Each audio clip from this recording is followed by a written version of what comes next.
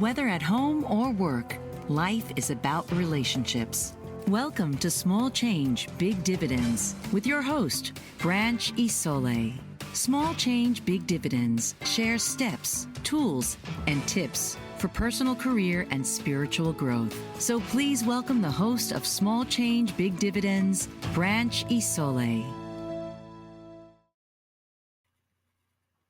Good afternoon. Sorry for the slow start here. We're having some technical difficulties in my studio. But let's get started for today's episode. Sometime, somewhere in everyone's life, we each have been, currently are, or in the future may cause harm to another. Why? Well, there's no way to go through life without harm occurring. And whether we cause it or we experience it, it's part of life's growth opportunities.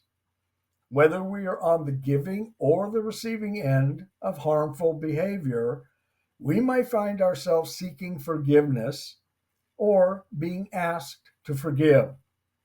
You see, there's a power in forgiveness that's often missed, or at least misunderstood. But why is this? Many avoid or discount taking responsibility for inappropriate behaviors by ignoring, by blaming, or by sweeping out of sight their embarrassment, their shame, or their guilt. And it's these attempts to hide or skirt consequences that are grounded in efforts to deny, deflect, or make excuses. The problem is these become the doorways to deceit and deception. Today, we're going to explore forgiveness, what it is, how it comes to be, and when it is merited. But even more important, why is forgiveness so hard to embrace?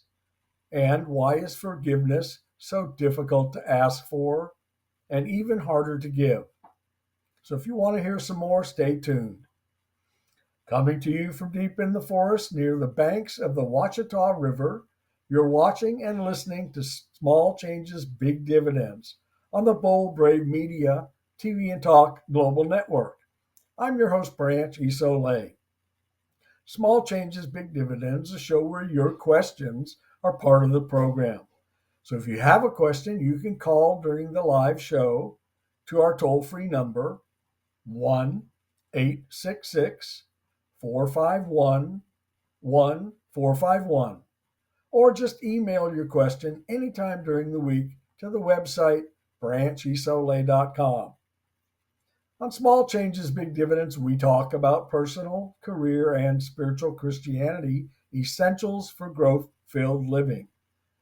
Each week, I share mana'o with listeners from around the world. Today, I'm going to share some small changes that can pay big dividends in your relationships and in your life. Because whether at home or work, life is about relationships. But it's healthy relationships that encourage and embrace growth. Forgiveness may be one of the most misunderstood spiritual concepts that we grapple with. But why?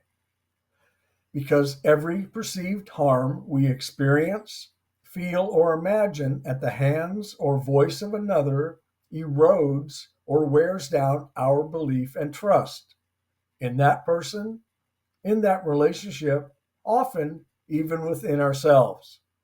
You see, forgiveness is one of the few actions that both challenges and enlightens our humanity and our spirituality.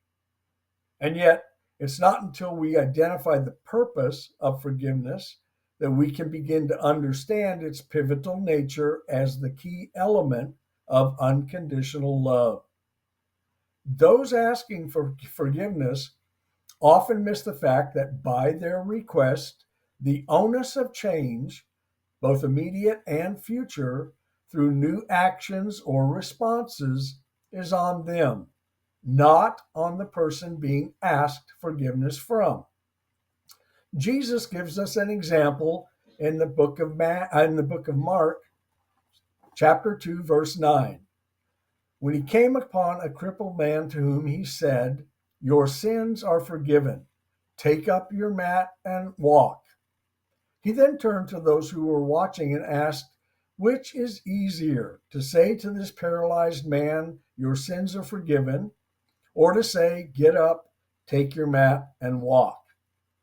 Now, this is not a trick question. It's a teaching lesson, both for people in his day and for us today. You see, when Jesus forgave that crippled man of his transgressions, his sins, it became that man's new obligation to start walking on his own and to go forward in his new life as a new and different person. Well, the same holds true for us.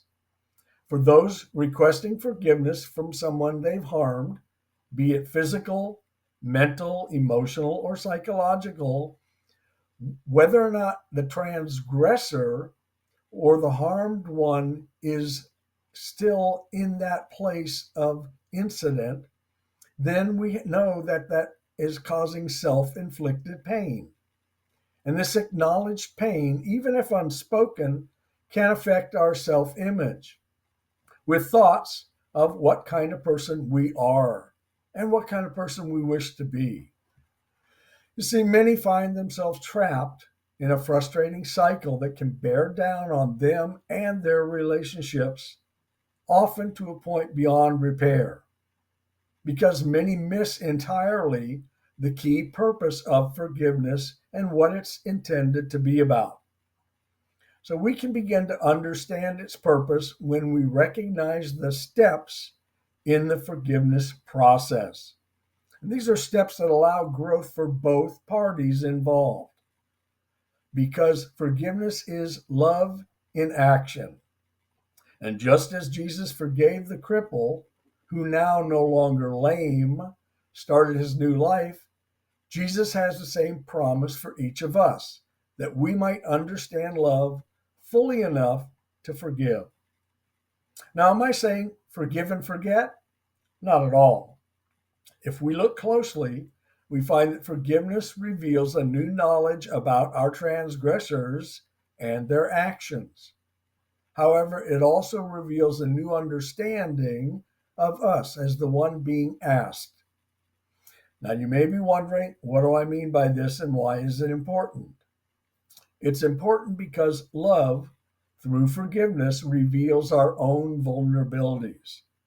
Quite simply, when we forgive, we recognize the humanity between us. You see, the actions of forgiveness are dual purposed. First, forgiveness brings humanity's equality into view, meaning we are all capable of being both transgressor and victim, meaning we've all harmed and we've all been harmed. Second, forgiveness reestablishes balance rooted in personal responsibility. Think of it this way: the same way a ship's keel gives balance to a boat's structure while in the water, personal responsibility reestablishes balance that's been hidden from our partially active spirit by the veil of the world's ways. And to remove this veil and reactivate our spiritual essence is like giving our pilot light, our spiritual pilot light, a new and steady infusion of fuel.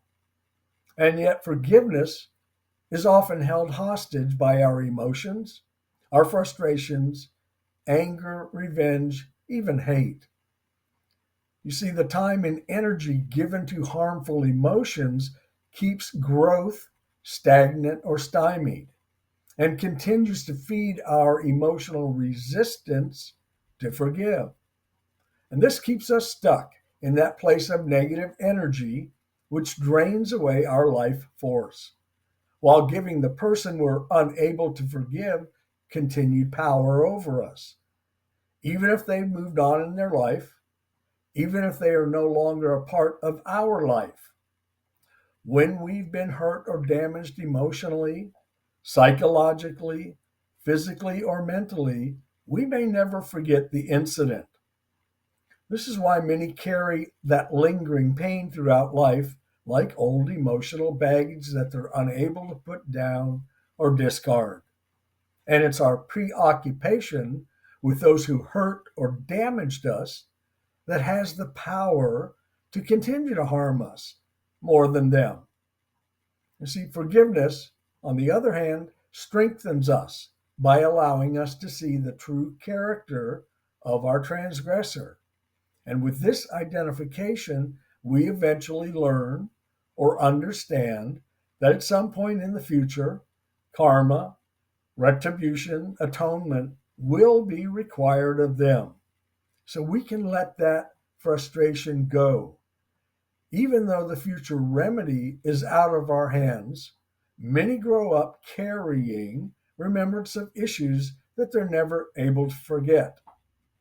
And while there may be a little we can do to remedy the past or reduce that emotional impact, forgiveness still may be in our best interest today and in the future. Why? We'll find out right after this commercial break. You're watching and listening to Small Changes, Big Dividends on the Bold Brave Media TV and Talk Global Network. I'm your host, Branch Isole. We'll be right back. What if there were a super tiny device that could diagnose the brain and is smaller than a single human hair? What if you could see inside the brain to help an epilepsy patient during surgery or to help the fight against Parkinson's disease? Dr. Patricia Broderick is proud to announce the Broderick Probe, a biomedical and electronic breakthrough. Imagine a probe to help with the understanding and potential cure of brain-related diseases. To learn more, listen live to the Easy Sense radio show with host Dr. Broderick, Wednesdays 7 p.m. Eastern on the Bold Brave Media Network and TuneIn Radio. And to help support the Broderick Foundation, please go to EasySense.com and learn how, with your help, we can fight these horrific brain disorders. That's EasySense.com to learn more and help support the Broderick Foundation.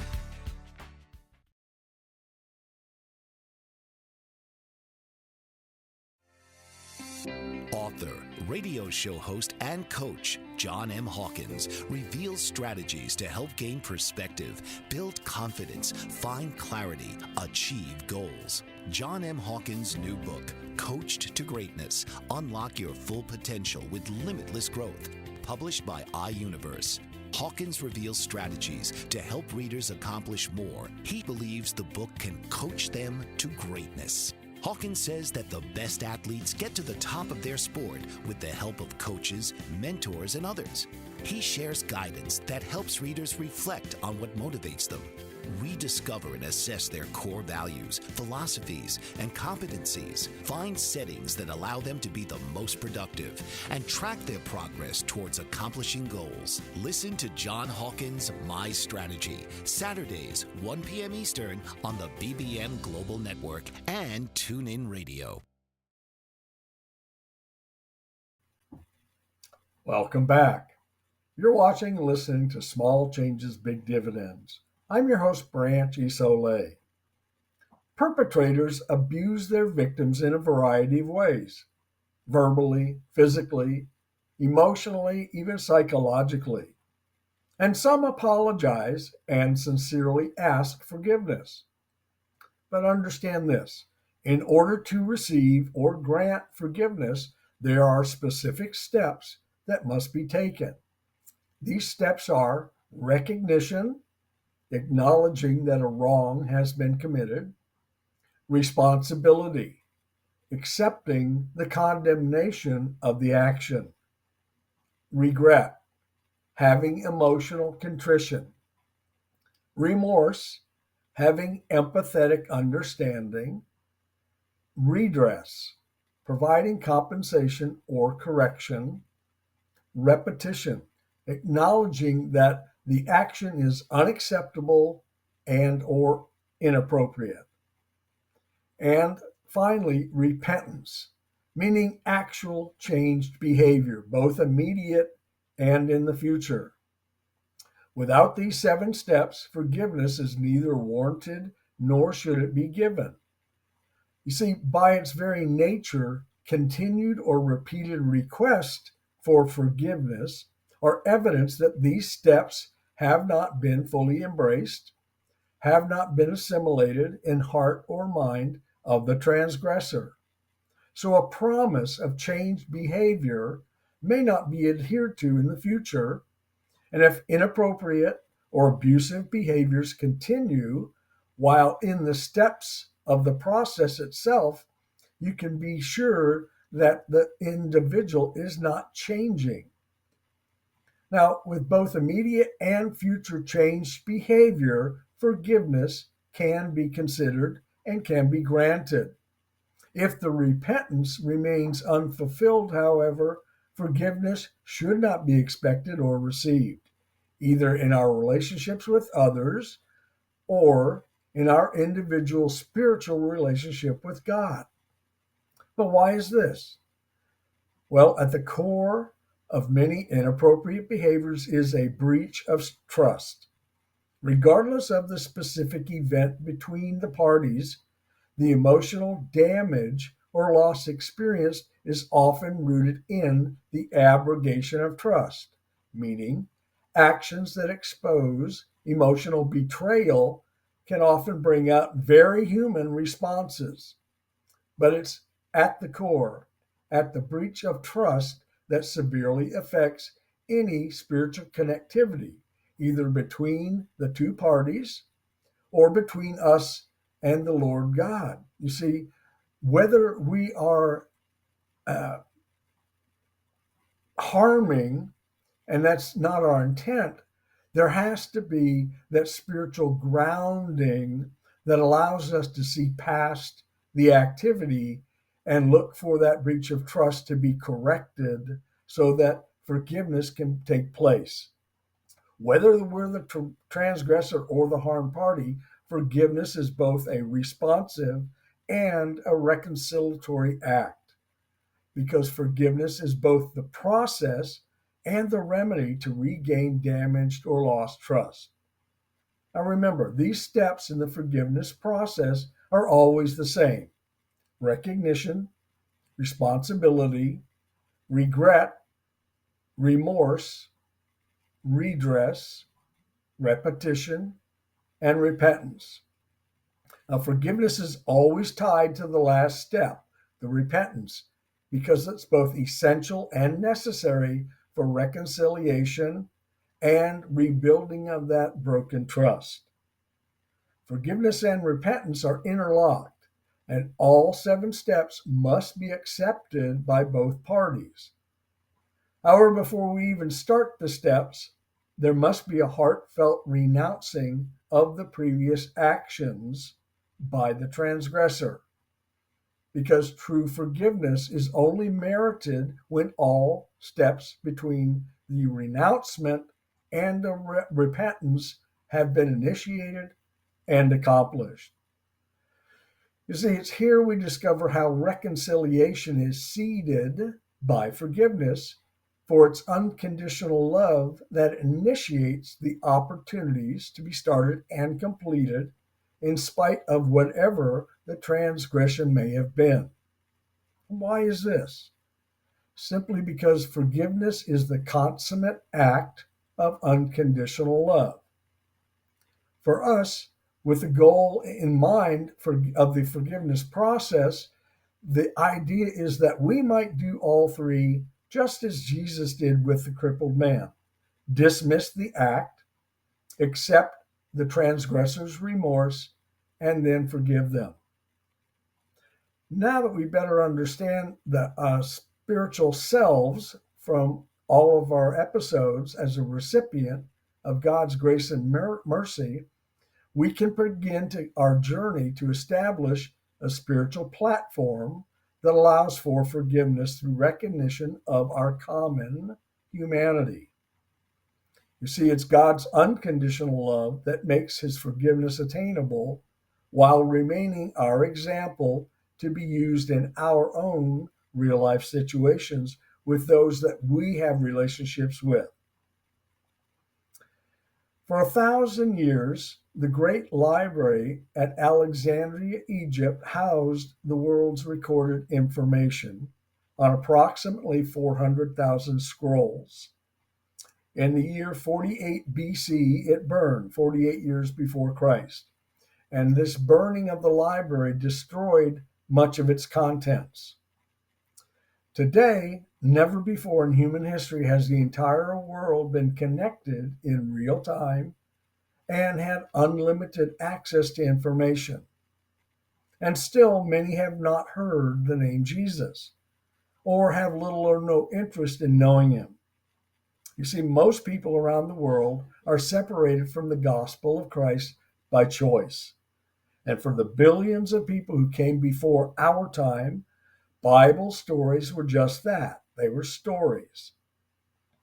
Now, today, religions and spiritual belief system are purposed to guide and aid spiritual travelers.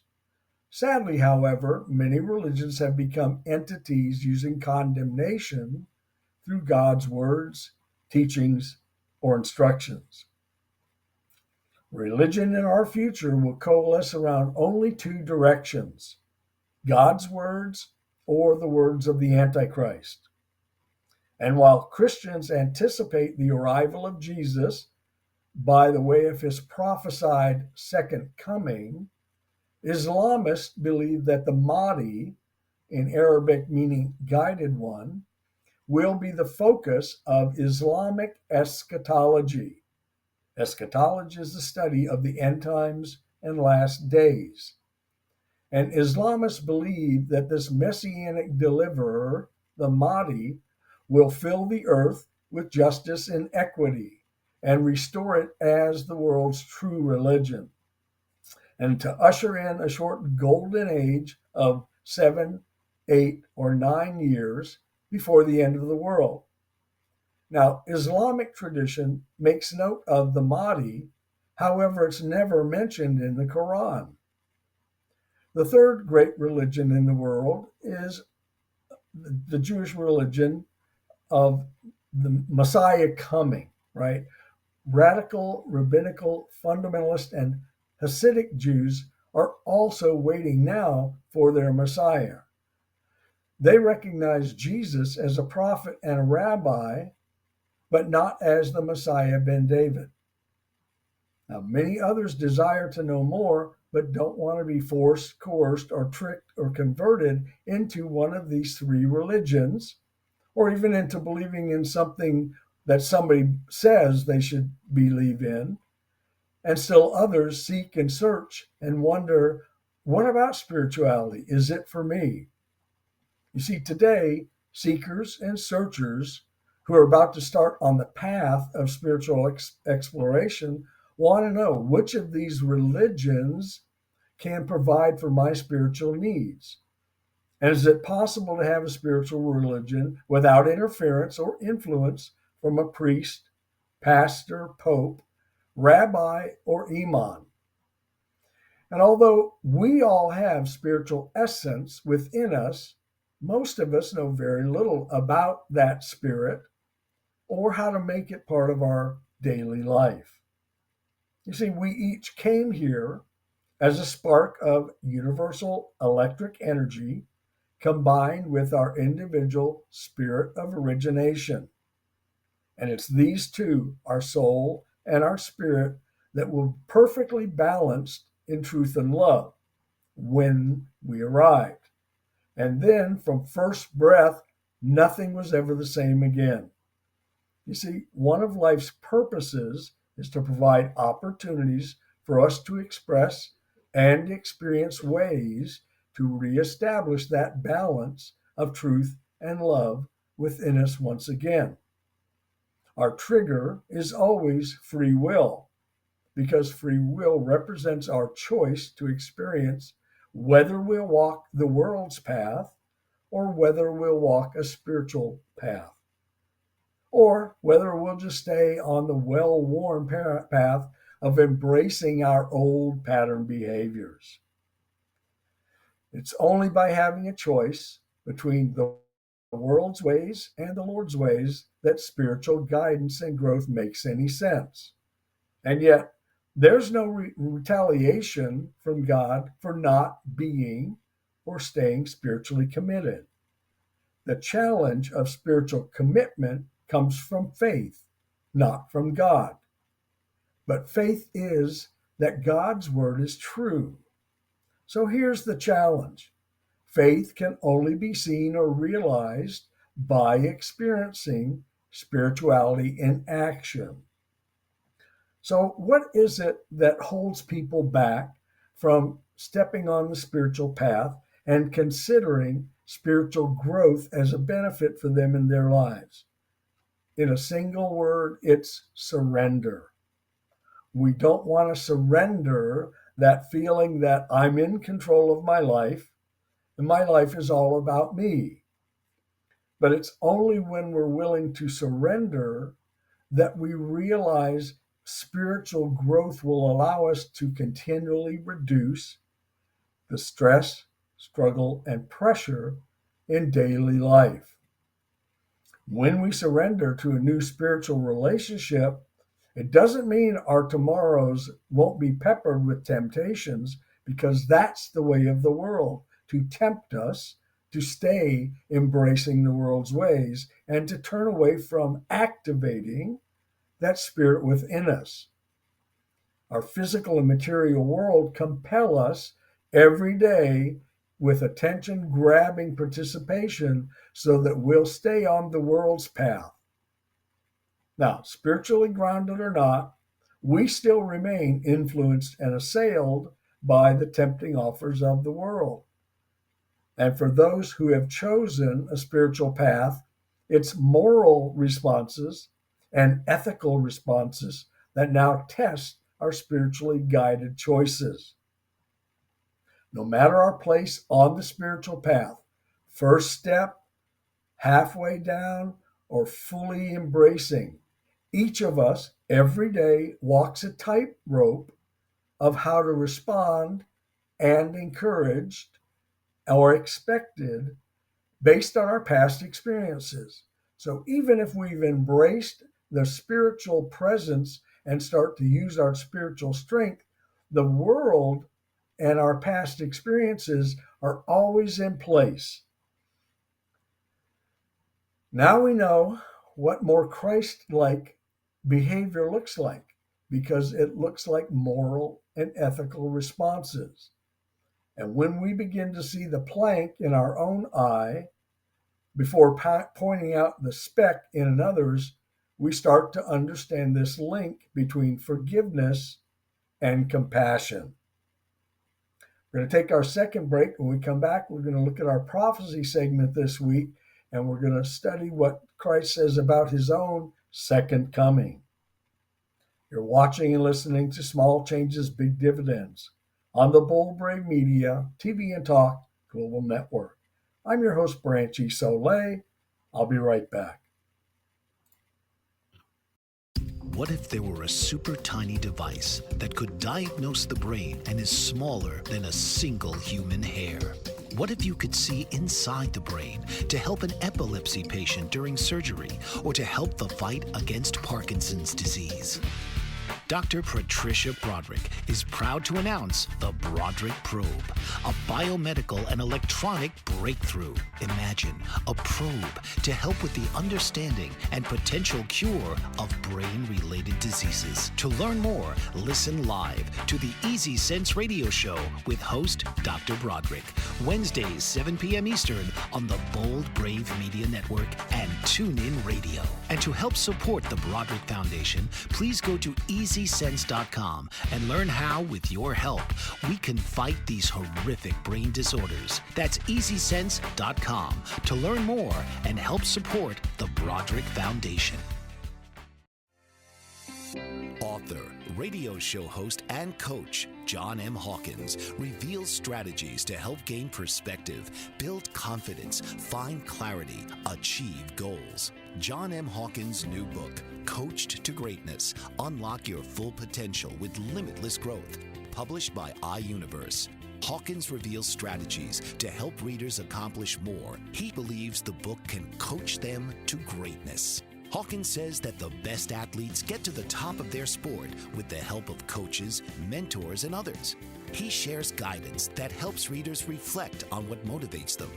rediscover and assess their core values, philosophies, and competencies, find settings that allow them to be the most productive, and track their progress towards accomplishing goals. Listen to John Hawkins' My Strategy, Saturdays, 1 p.m. Eastern on the BBN Global Network and TuneIn Radio. Welcome back. You're watching and listening to Small Changes, Big Dividends. I'm your host, Branch Isole.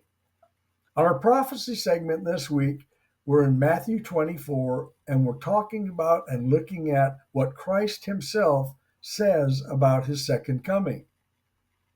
Jesus was asked, "What will be the sign of your coming and the end of the age?" Meaning the end of the world when he returns. He answered, "Watch out that no one deceives you. For many will come in my name, claiming I am the Messiah, and will deceive many." Now, Messiah is simply meaning Savior. He goes on to say, "You will hear of wars and rumors of wars, but see that you are not alarmed. Such things must happen, but in the end will still come." You see, the turmoil and destruction of and by men is never ending. And we're seeing that today played out every day in the media in both the Middle East and Ukraine. He says, "Nation will rise against nation, and kingdom against kingdom. There will be famines and earthquakes in various places. All of these are the beginning of birth pains." This is real important for us as students of prophecy. You see, the end times are a continuation of birth pains and the escalating pains that lead to the labor pains. The pre-tribulation years that we're in right now, the end times, because the end times started in May of 1948. So we're in the end times and we are experiencing birth pains. What do these birth pains look like?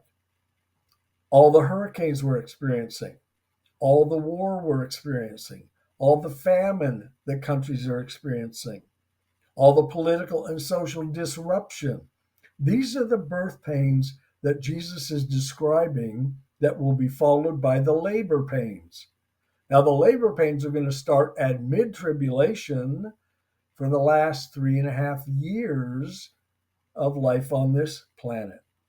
So we're in the birth pain stage. We're headed for the labor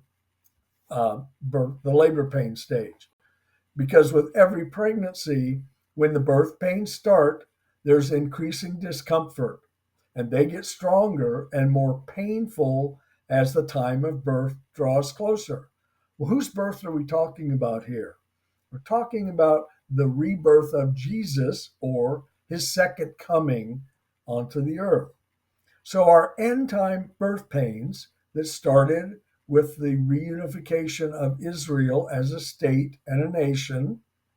We saw this in Ezekiel 37.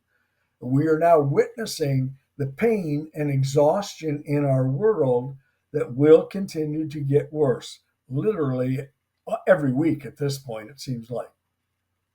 He then goes on to say, "Then you will be handed over to be persecuted and put to death, and you will be hated by all nations because of me."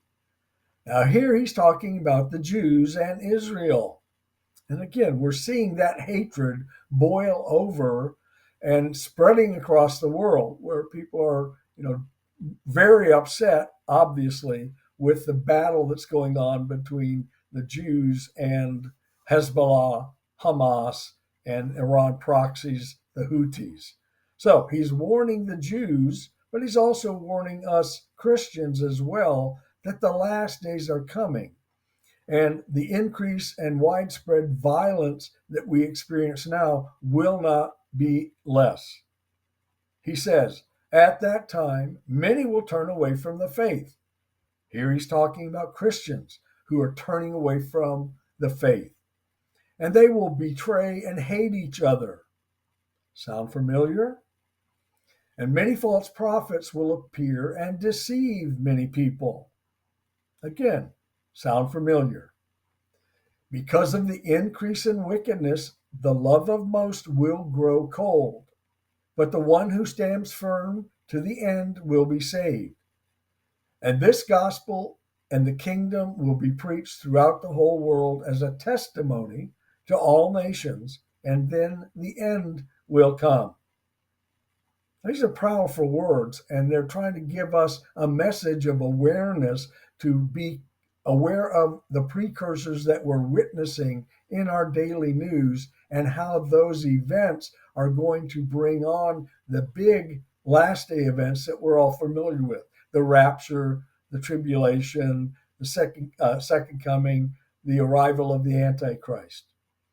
See, we are witnessing that hatred replace even the slightest measure of tolerance. And with technology today, virtually every person on the planet now has access to the gospel.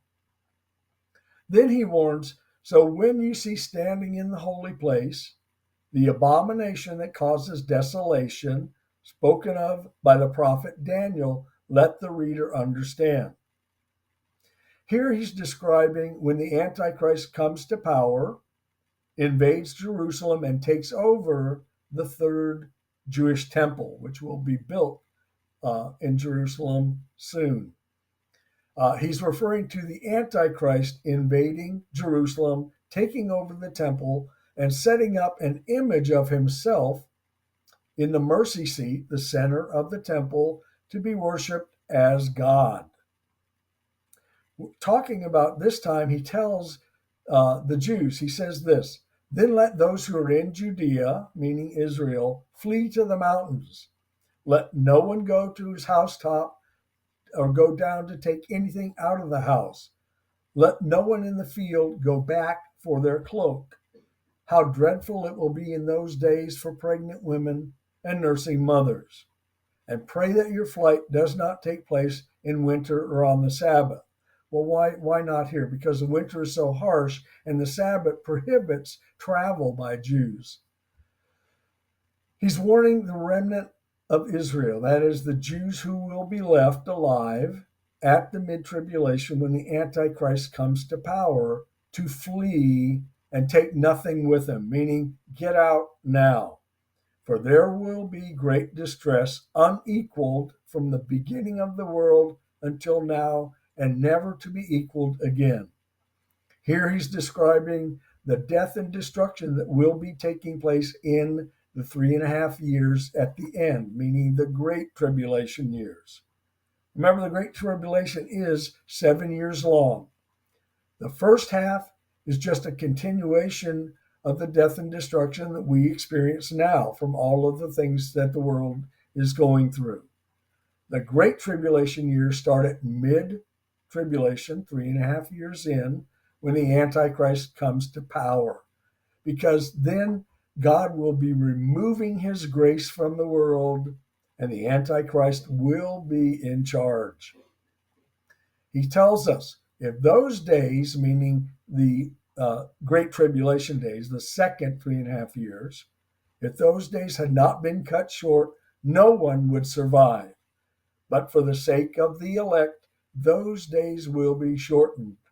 Now, the elect he's describing are those people who missed the rapture at mid-tribulation and then have come to Christ afterwards. They're on their own and they're living in the Antichrist kingdom, but that does not preclude them from coming to Jesus for their spiritual reconciliation. They become the elect, God's people who are in the Antichrist kingdom. If it wasn't for the love of God, the last days would go on until every person on the planet was dead. He's telling us some important things in these verses in Matthew 24. And because we are students of prophecy, we will see the precursors that will lead to these events. And we'll see the signs coming before they arrive. We're going to take our final break and we'll talk about next week's show. You're watching and listening to Small Changes, Big Dividends on the Bold Brave Media TV and Talk Global Network. I'm your host, Branch Isole. I'll be right back. Did you know that your beliefs create your entire reality, but it's the subconscious beliefs that do most of the creating? Belief shifter and life coach Shiraz can help you identify those limiting beliefs and eliminate them, often in a single session. Like it was almost instant, like I had relief right away. Creating better health, relationships, careers, and finances. Let Shiraz help you step out of safety and into awareness. Definitely something's happening. It's like a flow inside. It feels good. Whether in person or online, Shiraz provides personal coaching, belief shifting. Visit Shiraz at energeticmagic.com or call 416-529-7429. Energetic Magic on the BBM Global Network, Tuesdays at 7 p.m. Eastern. Find your greater happiness. Be well. Be aware. Be magical. Are you struggling to care for elderly parents or a spouse? Do you wonder if being a caregiver is making you sick? Are you worried about taking time off work to care for elderly parents and balance work, life, and caregiving? Has caregiving become exhausting and emotionally draining? Are you an aging adult who wants to remain independent, but you're not sure how? I'm Pamela D. Wilson. Join me for the Caring Generation radio show for caregivers and aging adults, Wednesday evenings, 6 Pacific, 7 Mountain, 8 Central, and 9 Eastern, where I answer these questions and share tips for managing stress, family relationships, health, well-being, and more.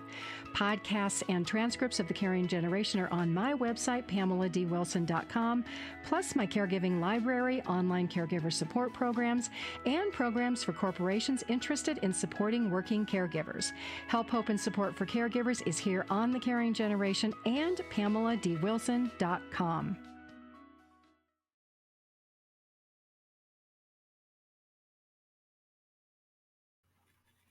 Welcome back. Thanks for joining me again today. On Small Changes, Big Dividends, we discuss personal, career, and spiritual Christianity essentials for growth-filled living. If you know someone who could benefit from today's episode, please share it with them. If today's show has been helpful for you, please give us a rating and review.